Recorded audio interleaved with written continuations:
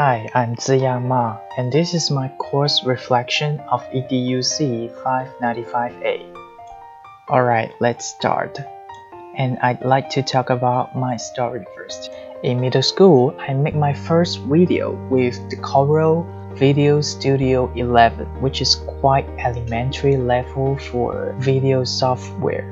Later on, I got the chance to be an intern journalist in Guangzhou Broadcasting Network, which is in China.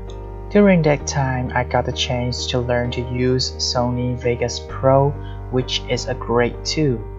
Sony Vegas is so easy to use and has got many functions that Corel Video Studio cannot do. And then my video technique stopped improving until recently I tried to make my first vlog. But the equipments that I have are so limited. I have just got my GoPro and my cell phone. Before this semester, I'm so surprised to find that I can actually learn how to produce a video in College of Education, which really raised my interest back for making videos. So I emailed Dr. Trust to enroll me in this course. I would say this course is one of the most rewarding courses that I have learned in UMass Amherst here. Below are my thoughts and how I applied it, that the different tools that we've learned in class.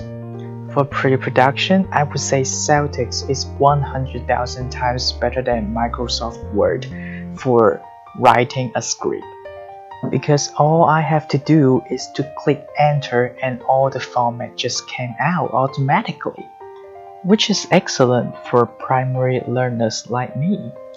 And thanks to Mario and my team buddy, writing my storyboard on real papers is much more easier than on electronic devices, because I have tried that on my iPad for the whole night that I can make only 5 or 6 pictures. But on real papers, I can make my thoughts much clearer in just 2 hours. And the next tool is YouTube Library, which is also very awesome. When I was making my first vlog, I tried to use some hit song from Billboard as background music. But after uploading my vlog to YouTube, my background music has been deleted. By using background music from YouTube Library, I have no more trouble about that. Unfortunately, in China, people cannot have access to YouTube. But I'll try to find a VPN that I can have the access back to YouTube Library.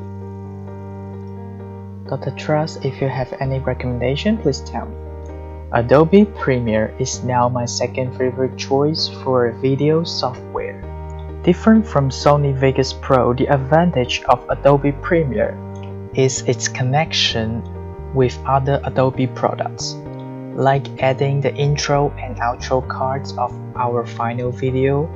I can just drag a PSD file into Adobe Premiere, which is very convenient. For my final video, I use Sony Vegas Pro for some basic cuttings and use Adobe Premiere for adding some effects. Oh, we cannot miss the magical Audacity, which is very useful for clearing background noise.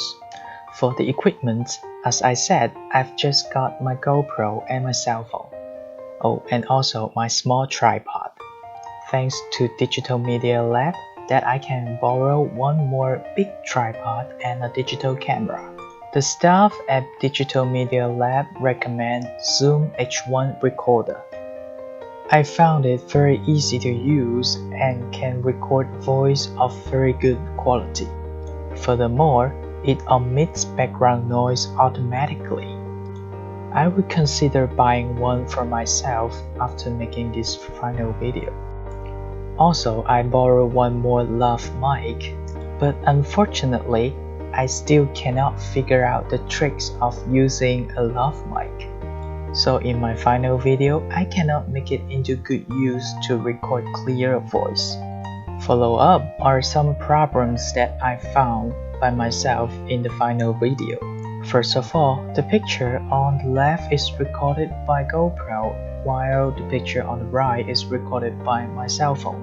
As you can see, even though light in the rooms remains the same and the angles are similar, but different equipments can really have different tones of light. And also, I think the camera on the right can raise a little bit so that the eye level of the interviewer can be the same with the camera. Secondly, any sound on the desk cannot be ignored. In one of the clips, my interviewers kept tapping on the desk, but I didn't notice while interviewing. But the recorder on the desk received that sound so well and even covers the voice of the interviewer. Number 3, different equipments can really record different tones of light, as the picture shows. At last, in future, I'll put what I've learned in this course to keep updating my personal vlog and make more educational videos to help my students learn. Thank you so much for all the things that you teach me for this semester. I really appreciate it. Hope your upcoming tour to China goes well.